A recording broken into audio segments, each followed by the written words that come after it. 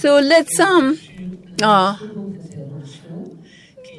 go straight into the second speech, which is by Professor Christina Nicolaidis. Welcome. And Professor Nicolaidis comes from Portland State PSU, School of Social Work at PSU. She is the co-founder and co-director of the Aspire, which is the initials Academic Autism Spectrum Partnership in Research and Education, Aspire. So the initials do really give insight into the content, because the idea is to be based on international academic partnership to conduct participative research on the expectations and the special needs of persons, adults with autism. And the title of her speech is very clear: Toward Research on Autism in Adult Patients, a lesson on the inclusion of autistic adults in research as participants to this study and members of the research team. Your time. Thank you. Merci. Bonjour. Thank you for having me today. I was going to show you, the first picture was a slide of what happened when I searched the word autism, an image search of the word autism on Google. And basically all the pictures you see are of children. And when we think of autism, societally, we think of a little white boy. But that's not necessarily what autism is, and those little white boys grow up to be, large white men, and then there's girls, and there's people of color, and there's all sorts of other people that are autistic. If I can get a slide, I was going to show you a graph of the trend of autism. Well, believe me, there is a trend of autism research, and if you look at the trend, autism research had just been practically non-existent until the middle 1990s, early 2000s, when it skyrocketed. And that's really research on autism in children. When you look at the trend about autism in adolescence, research on autism in adolescence or autism in adults, it was really nothing. When I started doing research on autism in adults in the early 2000s, people would get really confused. The number of times people will say to me, but you're not a pediatrician. I'm an internal medicine doctor and I only take care of adults. And people literally couldn't understand why an internal medicine physician would be interested in autism. Well, the reason is I have an autistic child. Now young man. And I was part of that cohort of parents that became very interested in autism in the late 90s, early 2000s, because that's when our children were being diagnosed. However, now those children are young adults. And it seems like suddenly there is this interest in autism in adolescence, transition to adulthood, young adults, as if we never could have imagined that these children would have become adults. And I think that we really have to start thinking about how do we actually pay attention to this now, not just because our children are adults, but because they're autistic people, if everything goes well, become autistic adults. We don't want them to die in childhood. But I think there's a lot of the research has been driven by the priorities and values of my cohort of parents. And in many ways, I think there is psychologically a reason not to think about adults if you are thinking about autism as something you are trying to cure. If you are thinking of autism as something you're trying to prevent, if you're thinking of autism as something that you can just make go away, you don't want to think about adults, because thinking of adults is thinking of failure. But if you don't think about autism as an illness, if you don't think about autism as this tragedy, if you think about autistic people as people who have many challenges, biologically dictated, but if you think about people who are challenged to live in a world that is not made for them, then we have to start thinking about, okay, what do we want to research? What do we want to actually do to make people's lives better? And that can be biologic research, that can be psychological research, that can be music research. I don't care. But the issue is thinking about what's going to actually help improve the lives of autistic people all over the autistic spectrum and all over the all over the lifespan, which does mean potentially thinking differently about how we act both as scientists, as clinicians, as parents. How do we need to change our mind frame to be able to best include autistic adults in research and to best ultimately improve the impact of autism, or the lives of autistic people? I really do need some slides. Are we any? So I'll be talking as we think about transition to adulthood for our autistic colleagues, patients, children, selves. I want us to also think about transition, but as researchers. And what do we need to do differently? So the first thing to think about is when we work with a population. So I do community-based participatory research. I started doing community-based participatory research with communities that had nothing to do with autism. I was working with Latina communities. I was working with Black communities. I was working with all sorts of communities completely unrelated to autism. The first thing I think about is, okay, what are the values? What are the priorities? What do I need to understand about a community? And when we start thinking about doing research with autistic adults, we have to realize that most of the research has been driven by the parents of autistic children. Okay, me. But the priorities, the values have been largely driven by what concerns the parent of an autistic child. That may or may not be the values and priorities of autistic people. Like Dr. Lord was saying, this cohort that have been diagnosed in childhood, my own child who got diagnosed at 2.5 really doesn't want to even hear the word autism.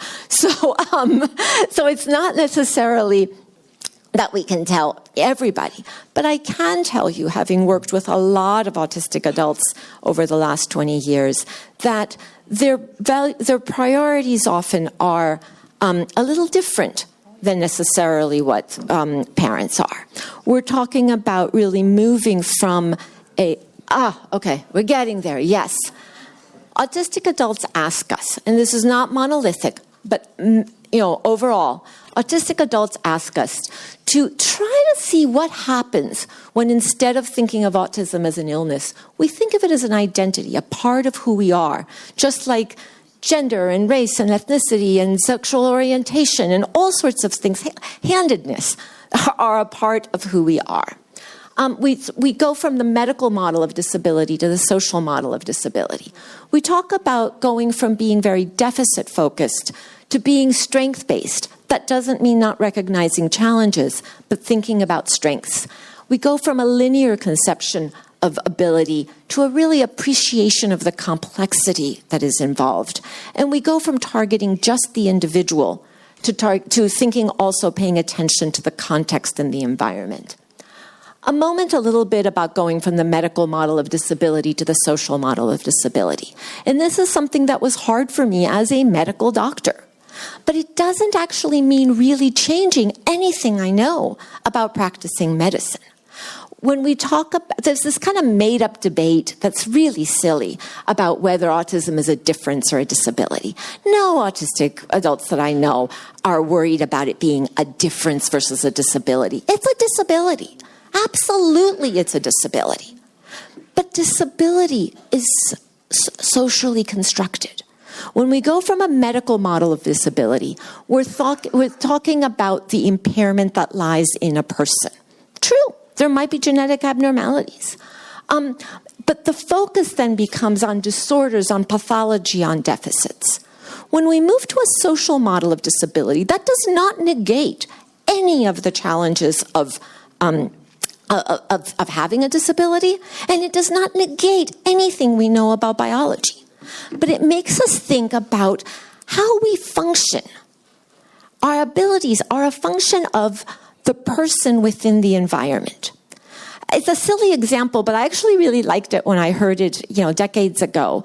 Think about if we were transported to a planet where 99% of the population was deaf. Being hearing might give us a few savant skills and some party tricks, but it would actually be disabling in day-to-day life because we would be, quote, deafened by all the horrible noises and sounds that there's no reason to control. Our method of communication would not have developed around spoken language, so our speech wouldn't have been helpful in that way. Again, I'm not saying we live on a planet of deaf people, but this is when we think about autism and we think about, well, what is function? We need to think about this interaction between the person and their biology and who they are and this context that can be more disabling or more enabling depending on how we structure that environment. And then, of course, we talk about disability justice, which is really important, where we really focus on interdependence, intersectionality, inherent strengths, values, and ultimately we try to create an anti-ableist system. And that's what I think many adults are asking for. We're not talking about negating anything we know. We're not talking about minimizing challenges. We're talking about trying to create a world that is as easy as possible for people to function and thrive and live good lives. So again, taking that mindset, it also means kind of shifting about our priorities and values. I'm sorry, went backwards. Again, we talked about deficit focus. Again, we're not sugarcoating things. We're really talking about strengths for everyone. Even the folks that Dr. Lord was talking about yesterday, you notice she was talking about seeing their strengths. This is not just for people who are, getting their PhDs. We're talking about anyone on the spectrum, seeing their strengths, focusing on those strengths. Fostering self-determination, which doesn't mean independent self-determination. It means self-determination with the supports that somebody needs to be able to actually fulfill their goals. And then all of this can have very concrete effect on the practical skills, empowerment, self-impression, confidence, employment. It really changes how people live. The last thing I wanted to say around this is kind of switching from this linear concept of ability to appreciation of complexity. I think you saw some hints of this yesterday when Dr. Lord was talking about the problem with thinking of autism as a linear spectrum. Because people don't fall nicely into this linear spectrum. I can tell you my collaborators that I work with every day, I don't know where to put them on this spectrum. I have a collaborator on my project who is completely non-speaking, high support needs, wouldn't be able to be left alone for an hour, let alone overnight. Everything Dr. Lord was talking about, except no intellectual disability. And she has not, as a child, as an adolescent, learned to start by pointing and now can type letters independently. And she's brilliant and one of the deepest thinkers I've ever met. Where do I put her on the spectrum? She can't do any activities of daily living without support. She tells me, oh yeah, I would love to go camping, but I can't because I would elope at night, and I don't want to elope, but I know that they can't keep me safe in a tent. It's hard to place people on a linear spectrum. It's hard to place my closest friend and collaborator who has a PhD, who speaks fluently, who would seem like she's on the other end of the spectrum, but truly needs support sometimes. That I give her support when we travel through an airport, more so than I did my elementary school children. Where do we place people on a spectrum? What is more important is to think of the spectrum as a three-dimensional spectrum. That's these aren't the right thing, these right categories here. But think of any category, and people may be higher or lower on any of these axes, and they change. They change depending on the environment and the stimuli. My own son, you see him in one environment and you think, oh gosh, no, he's doing great. You see him in another environment and like, oh yeah, his mom's crazy to think that he has any abilities. It's really environmental. And it also changes over time. As I said, I have 5 people in my life that I personally know very well who did not learn to communicate until they were in late adolescence or early adulthood. They're not speaking, but they're communicating very well. And then we have other people who really didn't even get picked up as children because the issues only became more apparent as the environment got harder, the expectations got different, as they were no longer kind of in comfortable places. And now they're actually having a lot more challenges than they did as a child. So I just ask you to think about complexity. I'm not having any answers here, but I do want you to think very much when you're talking about autism. And again, my autistic adult partners want you to think very hard about what does this actually mean and how do we help people across the entire three-dimensional spectrum of autism. Maybe? Oh, come on, please. Can somebody get it to the next slide? I can't make, there we go. So lots more discussions if you want about this. So let's talk about research now.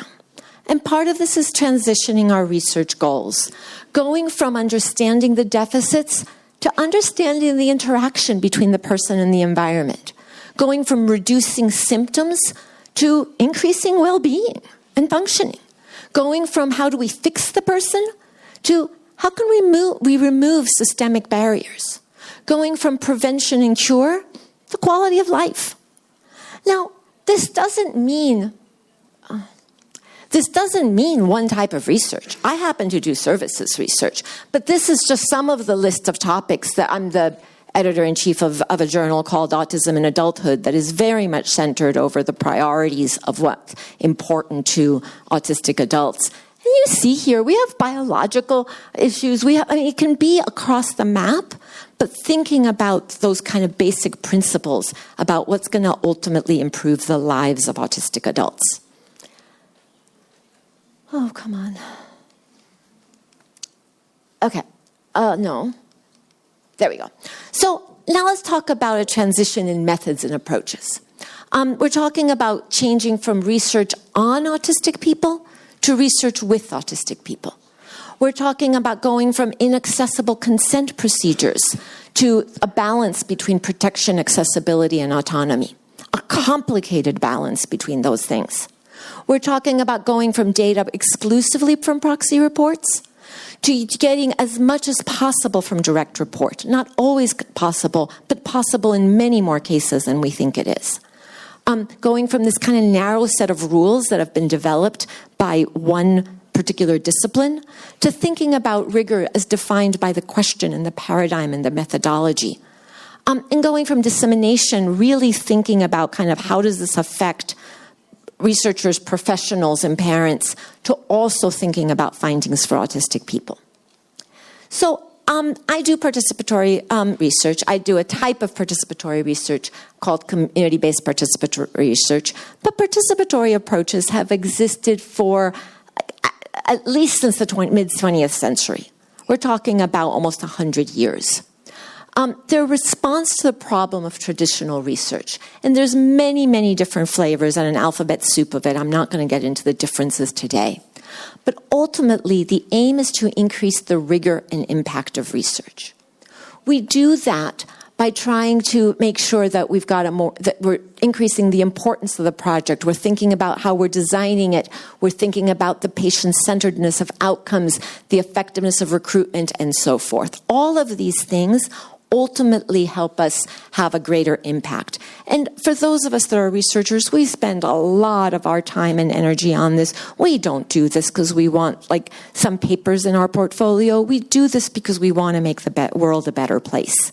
And this is, I think, a way that can help us have a greater impact on actually making change in the world. So I say these have existed for 100 years. But it wasn't that long ago when my colleagues and I were seen as if we had horns on our head. When I first started suggesting that we do participatory research with autistic adults, it was like that just was unthinkable. And that wasn't that long ago. This was maybe 10 years ago. It was still unheard of in the autism field. Now, it's everywhere. And that makes me thrilled. It's very rare that in academia you can see such big changes over such a short period of time. I am delighted at the spread of participatory research within the autism literature. However, there is a risk of building too fast. And sometimes when you build too quickly, you don't actually create rigorous structures that can withstand the tests of time. So it's really important to build a strong foundation and to think about doing participatory research in a very solid way, which is hard to do, which takes time, which takes effort, and which sometimes sends me home crying. So again, many different types of approaches. I'm a little bit behind schedule, so I'll go fast here. In general, think about clumping them into 3 big clumps. There's where you're really trying to do equal power sharing. That's what we do with my group Aspire.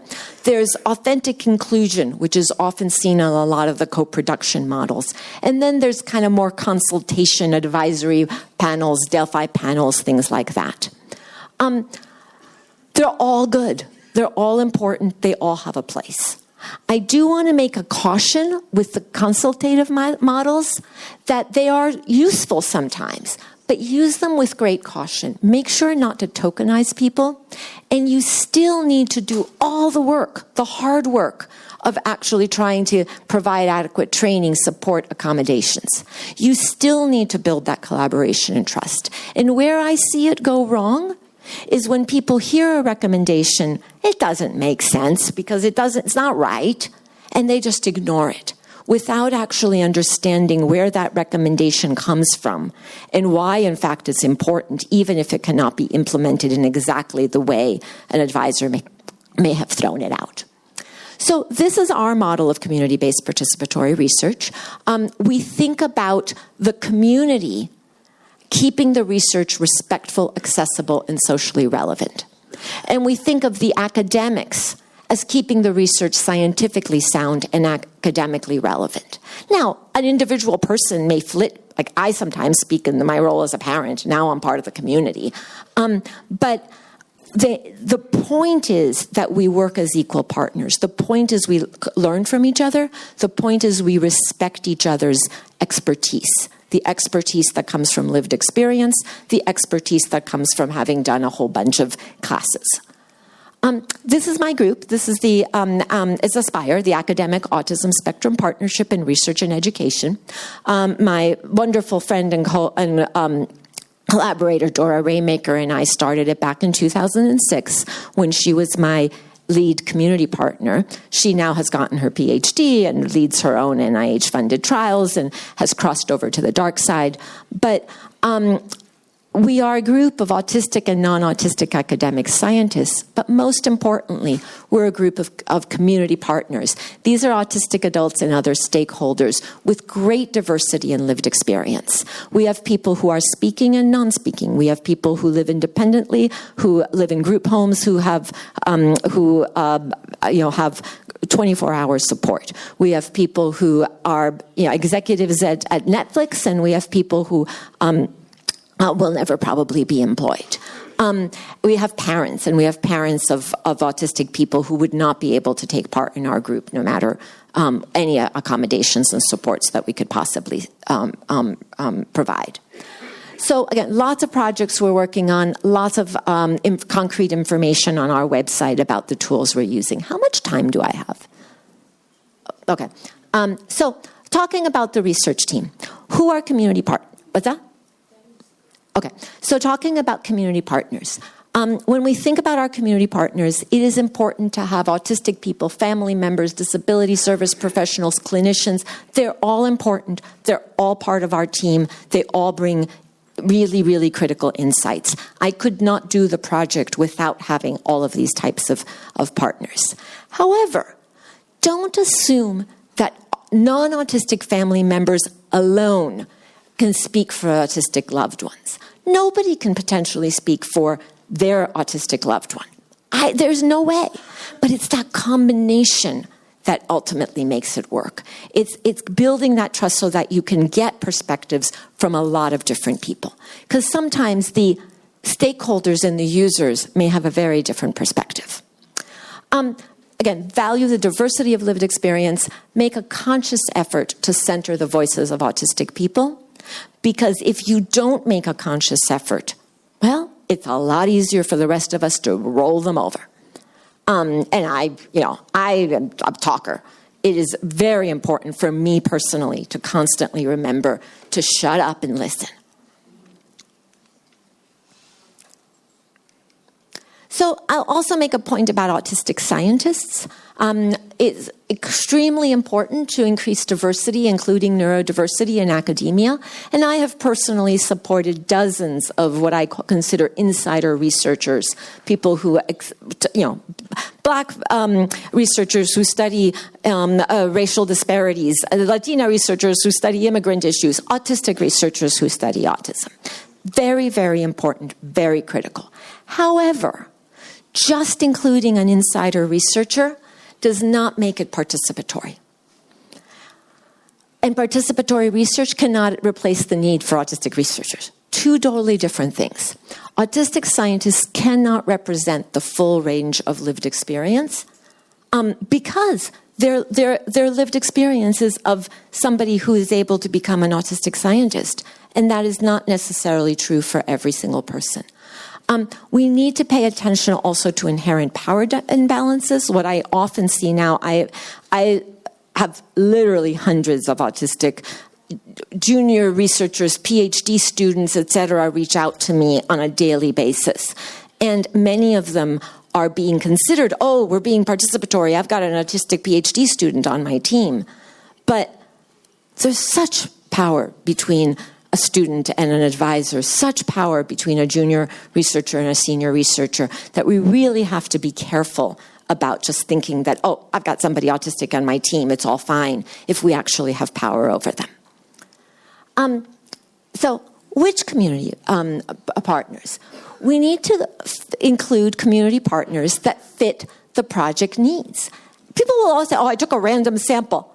Do you have a random sample of statisticians on your team? We have the people who we need to make this project work. And they're not a random sample. They're people who really care about this topic and are probably not representative of the entire autistic population.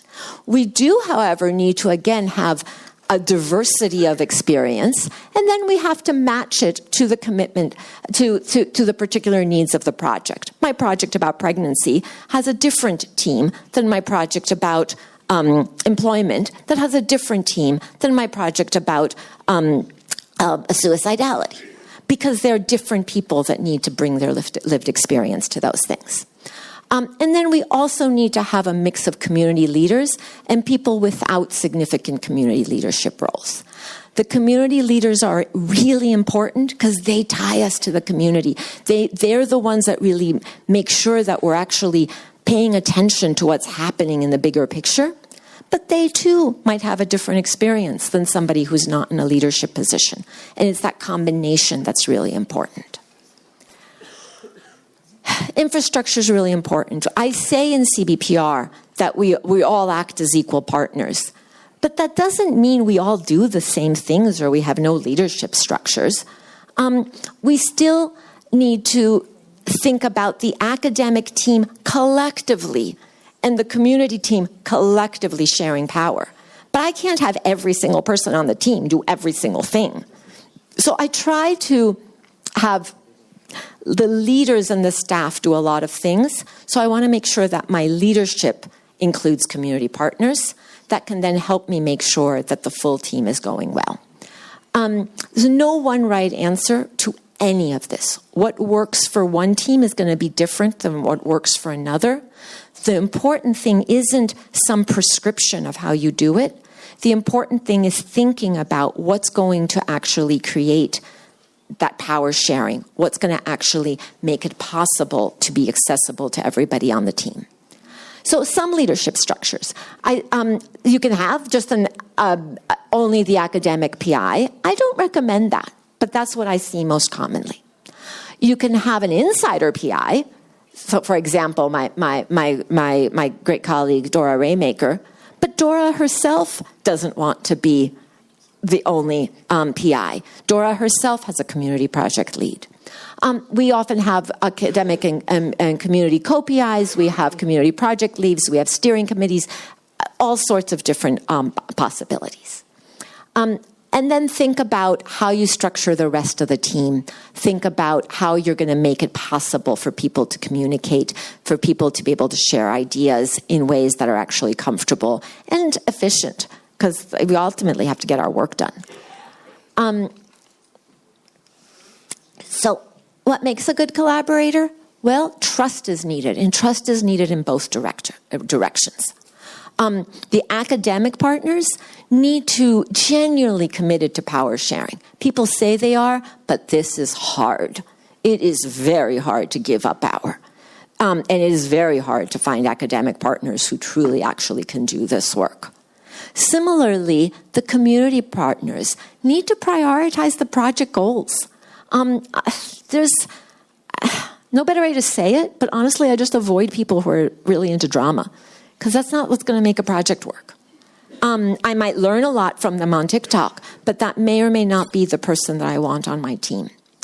And again, these are really important. We do include family members, caregivers, clinicians, but they have to be people who are willing to center the voices of autistic adults.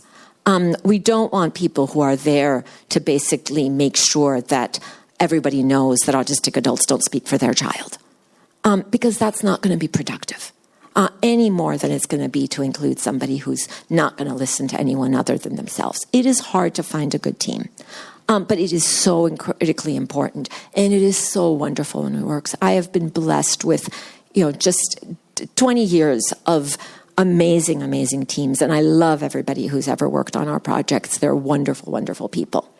And then again, if dealing with mental health, trauma, other sensitive issues, we have a project right now about suicide prevention, for example.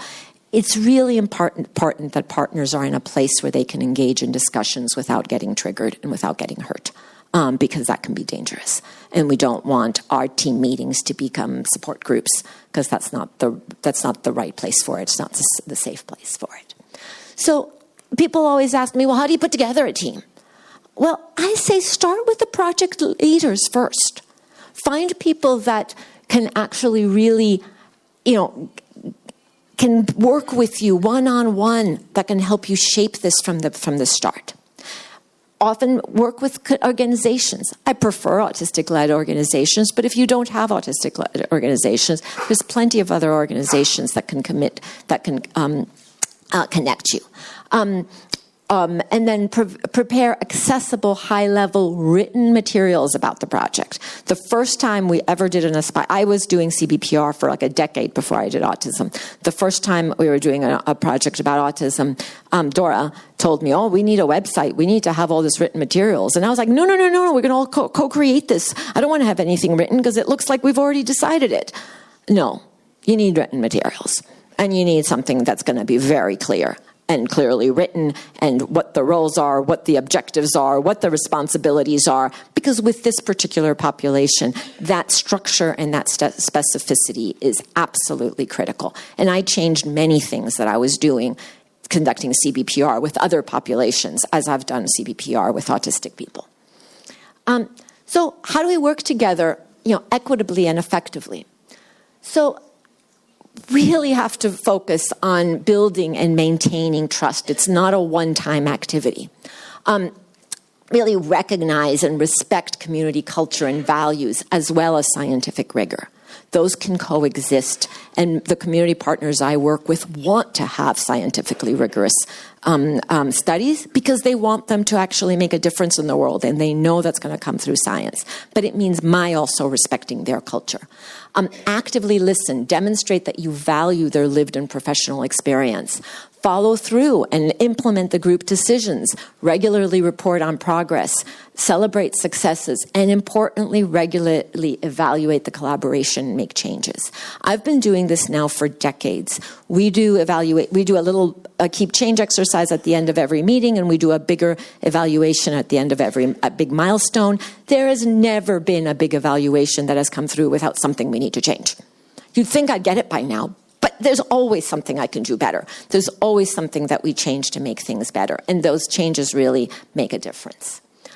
Launching a project, again, think about individual onboarding, initial group kickoff meetings. There's many different types of activities we have. We do trainings. We do separate trainings for the academics about what they're going to need to know about autism and participatory research. We do separate training for the community partners about the basic science 101, targeted to them, targeted to this project in an accessible way. It has really improved my teaching of graduate students. If I can explain effect modification to people with intellectual disability, I can do so much better at explaining it to my PhD students. It's really, really important to find ways that we can bring people to the level where they can have important conversations. And then we have all sorts of formal agreements, which again seem silly, but are important, and they need to be in writing.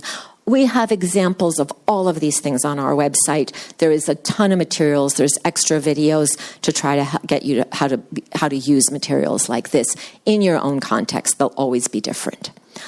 Email. Oh my gosh, email is the bane of my existence. But think about how hard it is for somebody outside of this world. And when I send emails, oh my gosh, there's all this stuff. And early on in our project, one of my community partners said, I can't do this. Like, I get so scared to even look at your emails. So I sat down with her and we came up with, well, what would make this email usable for you? And we came up with a structure. We've tweaked it along the ways. You tweak it for your project. But every email message I send out to our partners has these headlines of the purpose, the actions, the deadline, the stipend, a bulleted summary, and then we get into the details in a question and answer format for everything else I would have put in the emails. I'm very careful to have things that are marked optional. I'm very careful to make clear what's the most important to read, and right at the top they know what they need to do. Also use this, honestly, for my faculty committee meetings because that also helps in many other contexts, but it came from my autistic partners that taught me how to do this. Holding team meetings. You know, I can't tell you how to do it because it depends on your context, your project, your team. What I can tell you is don't do it by telephone. I started early on where that's how we would do remote meetings, and within one meeting we said, oh my gosh, this is never going to work. Now we have a lot more options. But it's really important to think about the sensory environment, think about what's going to make a meeting accessible. And then prepare. For my team, we have our full team meetings every other week.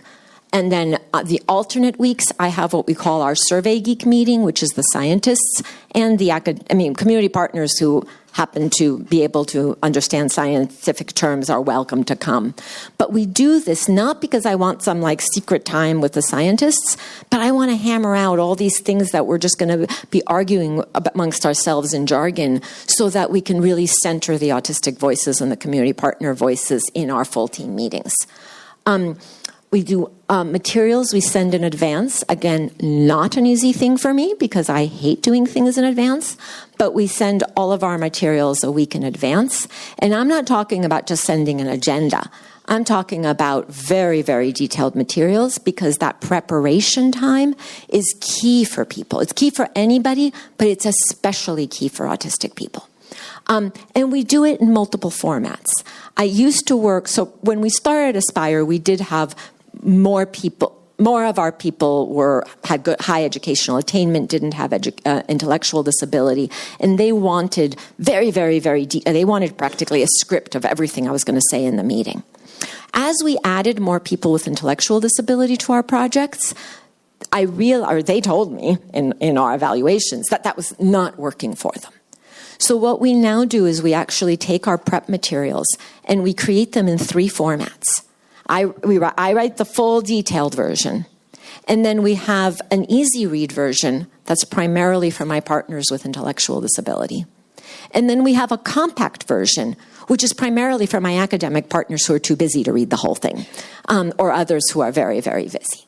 And those 3 formats take time, they take work, but they are critical in being able to have the meeting go smoothly. And then we actually have an optional pre-meeting an hour before the meeting that's mostly attended by our partners with intellectual disabilities, but it's also attended by our Netflix executive partner who just hasn't had the time to read stuff before the meeting, where my research assistant goes over all the materials, kind of preps people, answers their questions so that they can take part in the discussions. Again, how you do your meeting varies. Currently, we're doing ours by Zoom, and everybody thinks they can do a meeting over Zoom. This is not your typical meeting over Zoom. We use professional closed captioning because we find that the automatic ones just doesn't capture enough of especially the more scientific things we're talking about. We have slides, very simple slides for the main contact, really geared towards what somebody with an intellectual disability can see. And then we screen share when we're working together on materials so people can actually see what we are deciding. We have a clear agenda, strong facilitation, all sorts of monitors and etiquette. And most importantly, we really work to make sure that there are not 2 separate conversations. Because what we don't want is one conversation happening in the chat and a different conversation happening in Zoom, because we have some people who can only take part in one and some people who can only take part in another. So it means stopping and reading everything that's in this chat. It means reminding people not to have back and forths in the chat, to really use it as a way to participate in the full discussion and so on. Really important to make shared decisions. There are many different ways to do that. There are so many different consensus formats out there. What's important is not to vote, because voting is the majority. And every single person on the team is there because they bring an important aspect of lived experience. If we voted, we might not pay attention to what my non-speaking partner thinks. If we voted, we might not pay attention to what my partners with intellectual disability think. If we voted, we might not pay attention to what my Netflix executive might think. We work together going back and forth until we can reach consensus. That takes time, but it's actually sometimes more efficient to use a formal process than just a blah, blah, blah, blah. This gives us a structure to be able to make decisions. And then collaboratively disseminate findings. We really try to decide on ways to present things that's going to minimize stigma or harm, that's not going to accidentally dehumanize people. If you look at the autism literature, it is painful. If you just did a discourse analysis of 95% of what's written in the autism literature, it is really dehumanizing and accidentally stigmatizing. Not what researchers intend to do, but we sometimes need help to figure out how not to do that. We include community partners as co-authors. they are real co-authors, even if they have an intellectual disability.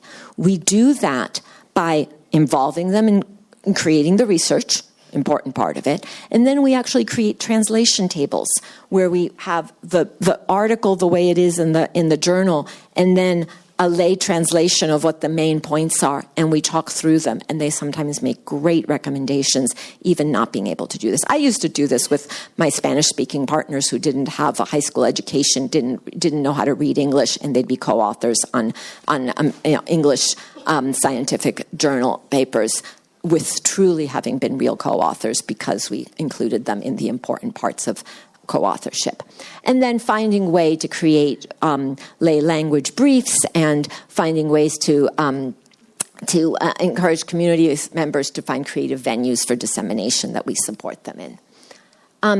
And then continuous improvement. As I said before, I have never done an evaluation without finding something that's actually not going well that I need to do better in. It's part of the process. It's not that I'm a bad person. It's not that I don't care about my partners. It's that we constantly need to learn and change. Let's talk a little bit about consent procedures. Right now, consent procedures there's all these principles internationally. There's these principles of how we're supposed to be doing informed consent, and the practice of informed consent completely goes against these principles. How many people actually read and understand the gobbledygook that is in the forms that we're expected to use and the templates we're expected to use? You can change those forms. All the things that say, you cannot change this template, if you have an intelligent, thoughtful discussion with your ethics committee as to why this is actually going against the principles of the Belmont Report, you can change things. And we work very hard with our community partners to try to make sure that our consent procedures, our consent materials are as accessible as possible. Sometimes people have to do it through a legally authorized representative. We make sure to try to make that process as ethical and inclusive as possible. But it means really thinking about how people are going to truly have informed consent, and it also talks about the dignity, the dignity of risk. And actually, it is part of somebody should be able to make decisions, even on things that might be risky, even on things that we don't want to be overly protectionist of people at the same time that we want to be doing ethical research. And then let's talk a little about moving from primarily getting data from proxies to including autistic people as much as possible. There's this market overuse of proxy reporting. How many studies have you seen that talk about like the sexual experiences and relationships of autistic young adults that are asked by the parents? Did your parents know what you were doing when you were 21 years old? Like, this is just ridiculous. Like, we need to be asking people themselves as much as is possible. But sometimes we can't, because most studies use instruments that have been created and tested either in caregivers or in general populations. And autistic people consistently note the lack of accessibility of these, quote, standardized instruments that we think are psychometrically sound, but have never actually been tested rigorously in autistic populations. Over the years, we've evaluated, probably at this point, over 100 surveys. And consistently, autistic people found most existing instruments to be inaccessible. They felt they'd experienced significant confusion, frustration, and anger. They stated they would be unable to offer reliable answers. They'd leave many items blank, or they might stop participating in the study. Not everybody. But if what you've got is the people who were left, and everybody else either gave you unreliable answers or just quit and you've got missing data, well, you've got bad science. And this is really important. Bad data leads to wrong conclusions, leads to poor impact. I'm going to skip. It looks like I'm getting out of time, so I'm going to skip. We have a lot of things we've been doing. We have a 5-year project right now that's to create a whole toolkit of measures to psychometrically sound measures for measuring outcomes in autistic adults. We did a big nested Delphi process to figure out what were the most important outcomes. We've done a lot of work to adapt or create instruments. We can talk about all the different ways we have changed them or created new ones. We're now testing them. We have a prospective cohort study of 850 autistic adults. The point is oops, did I miss a slide? Oops. Anyway, we're done. So point is and then we're trying to do our best to create a world where the scientific literature is also inclusive and also includes the priorities of autistic adults. I'm the editor-in-chief of Autism in Adulthood. We have worked really, really hard to have autistic people involved in every aspect of the journal. And it's been really, really wonderful to see how much that's helped us do better. It hasn't hurt us. In fact, I think it's made us be particularly successful. So take-home points, basically, think about changing yourself as we change our research. Participatory research is difficult. It takes work, it takes effort, but it's absolutely worth it. And I'd certainly love to encourage it no matter what your research topic or your methods are. Thank you very much.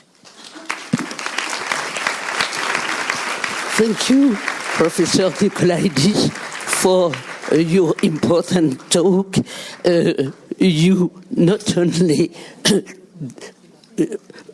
demonstrate the importance of guidelines concerning participatory research, but also you develop a methodological and ethical approach. We will discuss all this at the end of the morning. Thank you so much.